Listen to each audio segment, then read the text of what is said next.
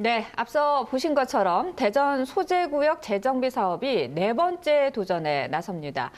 이번 사업이 침체한 원도심 회복의 신호탄이 될 수 있을지, 그리고 충청권 부동산 시장에는 어떤 영향을 줄지 대전 과기대 박유석 교수와 함께 짚어보겠습니다. 교수님 어서 오십시오. 네, 안녕하십니까? 네, 자, 이 대전 소재지구 재정비 사업이 최근 다시 속도를 내고 있습니다. 이 무려 이 사업성이 낮아서 세 차례나 무산이 되고 이제 네 번째 도전을 하게 된 셈인데요.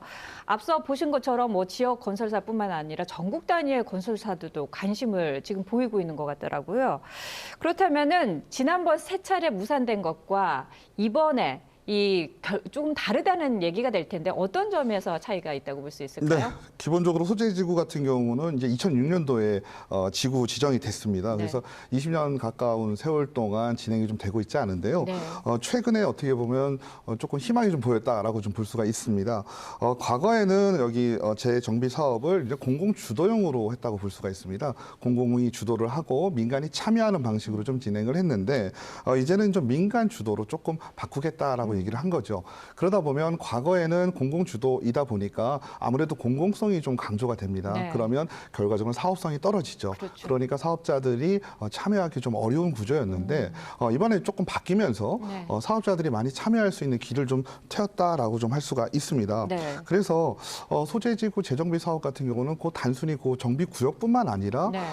대전역과 이제 인접해 있죠. 그러니까 대전역 역세권 개발하고도 묶여 있습니다. 네. 그렇기 때문에 단순히 우리가 한 구역의 정비 사업이 진행된다라는 측면보다는 원도심과 같이 원도심 전체 즉 대전역 개발과 맞물려 가지고 네. 전반적인 원도심의 어떤 재정비 사업의 방향성을 좀 제시한다라고 볼 수가 네. 있어요. 그렇기 때문에 이번에 좀 무리 없이 네. 차질 없이 잘 진행되었으면 좋겠습니다. 민간 사업자들의 관심도가 그만큼 높아지고 참여도 높아지고 있는 상황이다라는 말씀이신 것 같은데 네, 맞습니다. 이 민간 사업자 선정을 위해서 이제 공모가 20일부터 착수한다고 하더라고요.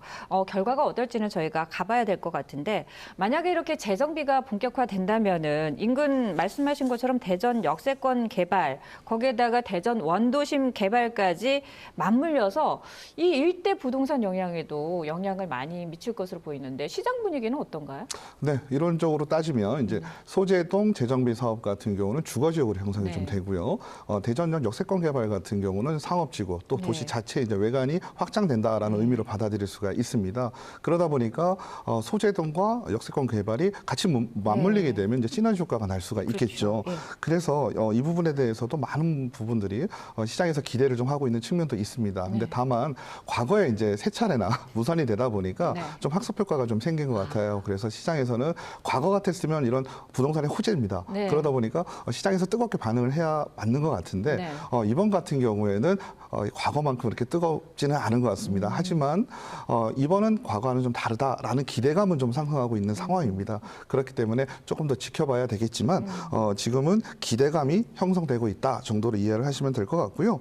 다만 앞으로 이제 진행이 될 때 사업 자체가 좀 지연이 되거나 아니면은 분양을 하기도 분양가가 또 상승하는 경우가 있습니다. 네. 이런 리스크들만 잘 해결이 되면 어떤 원도심의 새로운 활력을 불어넣을 수 있을 것 같습니다. 네. 세 번이나 무산됐지만은 과거와 다르다는 것은 분명히 인식을 하고 있는데 이렇게 좀 관망하는 그런 네, 면이 그렇습니다. 없지 않아 있는 것 네네. 같습니다.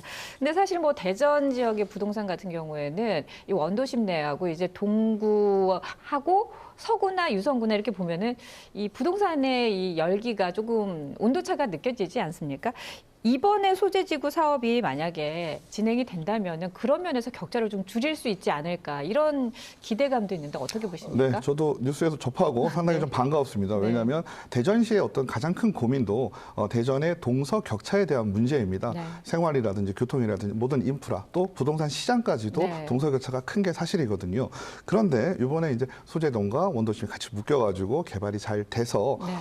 어떤 활성화를 좀 이룰 수 있다면 네네. 부동산 시장뿐만 아니라 전반적인 경제, 대전 경제에도 영향을 줄 것으로 좀 보이거든요. 네. 그렇기 때문에 앞으로 대전의 뭐 트램이라든지 환승역 개통 이런 또 좋은 호재들이 또 동구 쪽에 있습니다. 네. 그러니까 이런 것들이 잘 복합적으로 맞물리게 된다면 동서 격차가 완화될 수 있다라는 기대감을 좀 가질 수가 있습니다.